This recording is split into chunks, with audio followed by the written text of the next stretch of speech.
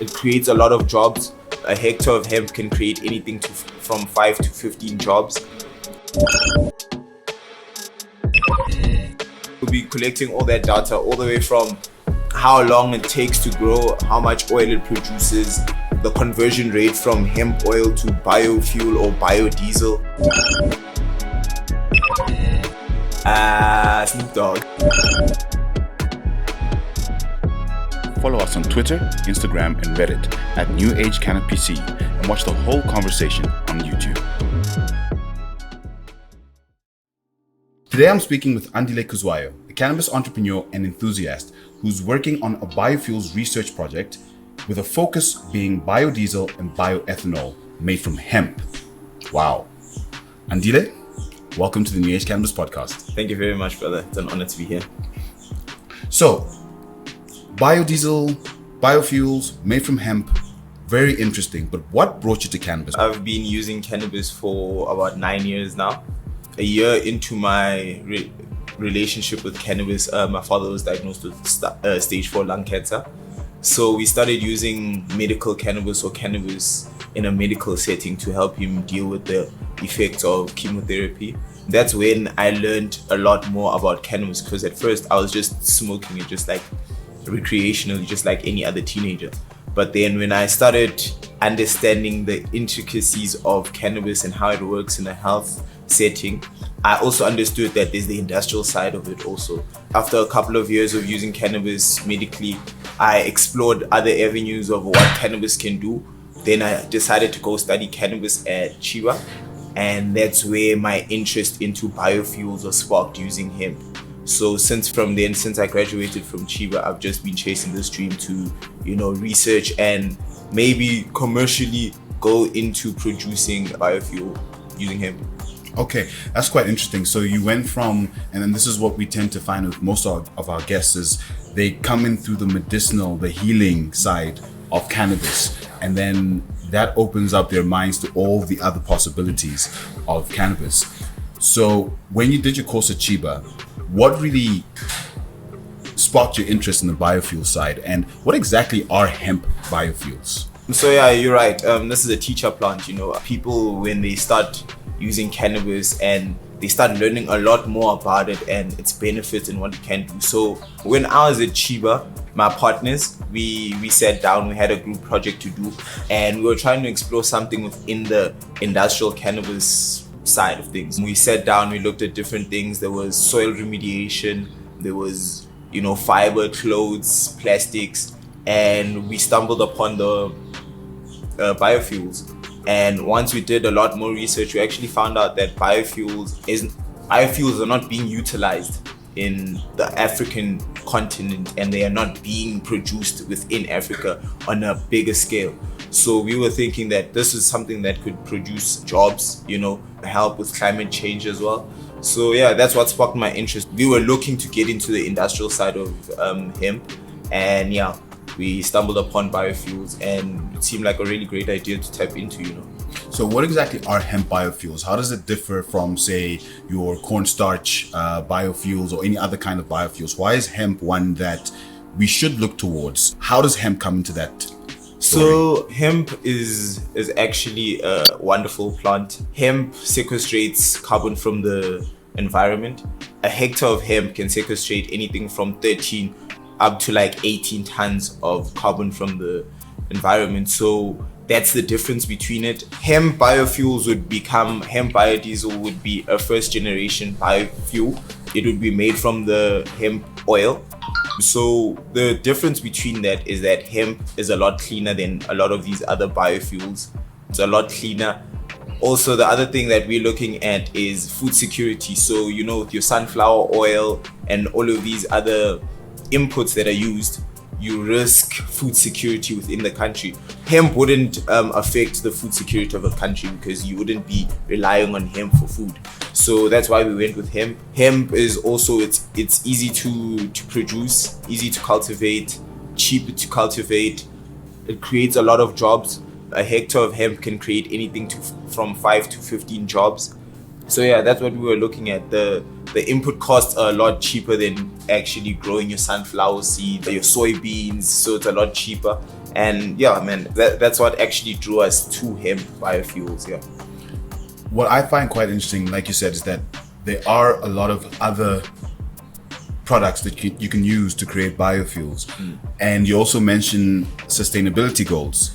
Now, if hemp is so sustainable, why do you think that, I guess, your UN, etc., are not pushing hemp to the forefront in terms of sustainability goals? Because at the end of the day, it does make a difference. It does actually impact because of how fast it grows and the strength of the byproducts of hemp.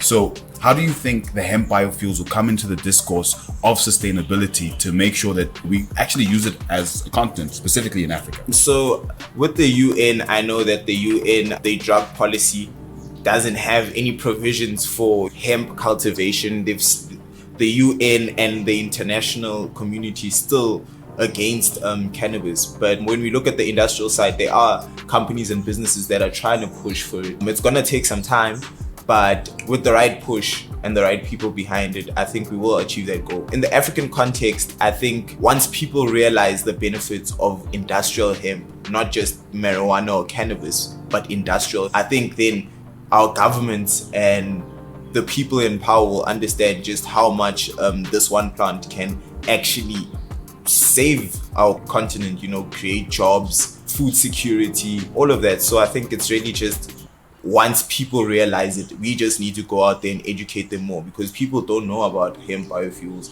People don't know that we can produce plastics from hemp, we can produce clothes, we can produce fibers from hemp, we can produce bricks. A lot of people don't know. So it's more about education more than anything. Tell us more about the research project that you're working on, because essentially that is exactly the sort of forum or channel that you're looking at to educate people. Yeah. So what project are you working on, and how is that going to aid in the discourse around hemp and hemp biofuels? Okay, my partners and I have established a company. It's called Budspace. We've partnered with another company called the Biofuels Business Incubator in Limpopo. They've been in the biofuels industry since 2006. So they bring in the technical expertise. We're gonna be partnering up to do a research and trial project where we'll be planting the hemp, we'll be cultivating different strains of hemp or different cultivars of hemp on 1 hectare fields, 4 different 1 hectare fields. And from there we'll be doing qualitative and quantitative. Qualitative and quantitative. Gotcha. Research. So we'll be collecting all that data, all the way from how long it takes to grow, how much oil it produces, the conversion rate from hemp oil to biofuel or biodiesel. Yeah, so we'll be doing an in-depth research to it. We've done some research and there isn't any research paper on hemp biofuels or hemp biodiesel. So we're looking at also doing that. We're looking at researching how many jobs can we create, looking at the market, how we can make it commercially viable and sustainable. So yeah, it's a research project where we're just looking at how we can take advantage of this plant and go into the biofuels industry. In terms of the African continent, like you said, internationally there's almost no research on hemp in general, let alone hemp biofuels. In the African context, so far from what you found, how viable is hemp as an actual product within the continent that can possibly, as you said, spark economic development, economic growth, jobs? How viable is it? Because traditionally Africa has been the extraction continent.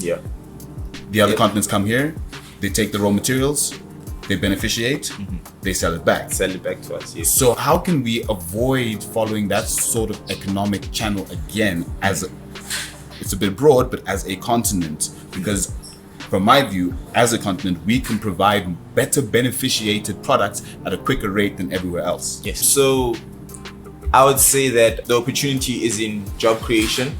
Number one, our labor in Africa would be a lot cheaper than anywhere else in the world. Africa has a whole lot of land. We have a whole lot of land, and that plays to our benefit because hemp grows in almost any environment. So with the land that we have, and then different environments that we have within Africa, I think that's a great opportunity for us, because then different regions would be producing hemp for different reasons, for different products. So I believe that our opportunity is there.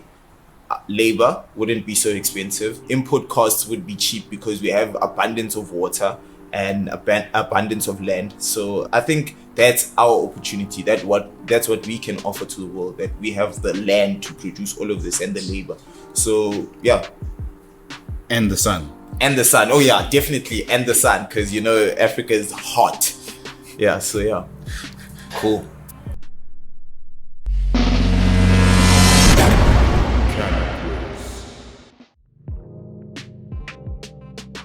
Are you ready? Let's go. Let's do this. Andile, what is your favorite strain? A sour diesel. What's your favorite way to consume cannabis? Rolling a joint. Okay, well, next question is joints or blunts, so answer. Joints. Joints. What's your favorite edible food? I'd say gummies, but fudge as well. Anything sweet, I've got a sweet tooth. Favorite cannabis celebrity or advocate? Snoop Dogg. Burner. Yeah. Burner's the cookies guy, yeah. What is your favorite capability of the plant? It's the biodiesel capabilities, but more than anything, it's how it can teach people and bring people together. Anywhere you go, should someone see you smoking cannabis or, smell it, you're sure to attract a crowd and make new friends. So that's what I like about it. What's your favorite movie or song about cannabis? Favorite movie has to be Pineapple Express or How High, but yeah. So Pineapple Express is my favorite. We've actually done a movie review on it on the podcast as well. Okay. For me, it's tops. Indica or sativa? Sativa. Or ruderalis, as some of our educated guests would say. I think sativa, yeah, sativa. Favorite munchie food? Popcorn, toast, McDonald's fries. Now that legislation is steamrolling towards legalization across the continent, which African country would you want to go and experience the cannabis culture in? I'd say Nigeria. From what I've seen on social media, they have a pretty darn dope culture. The culture looks dope. Kenya. So Nigeria and Kenya. Two fun countries. I think I'm with you there, though. When you go, please call me. Definitely.